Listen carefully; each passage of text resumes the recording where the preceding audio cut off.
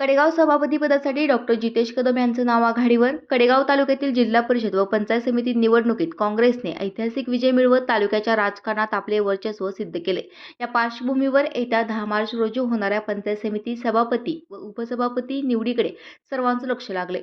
सभापतीपद सर्वसाधारण खुले असल्याने डॉक्टर जितेश कदम यांचे नाव आघाडीवर असल्याची चर्चा आहे, तर उपसभापतीपदी पैलवान रणजित पवार यांची वर्णी लागण्याची शक्यता व्यक्त होत आहे.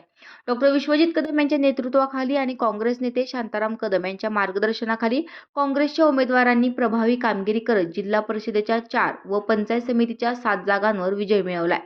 हिंगणगाव बुद्रुक पंचायत समिती गणातून माजी आमदार मोहनराव कदम यांचे नातू डॉक्टर जितेश कदम यांनी भाजपचा बालेकिल्ला मानला जाणाऱ्या या गणात तब्बल 2,500हून अधिक मताधिक्यांनी दणदणीत विजय मिळवलाय. त्यांच्या प्रभावामुळे कडेपूर जिल्हा परिषद गटातही काँग्रेसला यश मिळाले. त्यामुळे तालुक्यात काँग्रेसच्या इतिहासात सुवर्णाक्षरांनी नोंद होईल असा नवा अध्याय लिहिला गेला. त्यामुळे प्रथम सभापती होण्याचा मान जितेश कदम यांना मिळण्याची शक्यता असल्याची चर्चा आहे.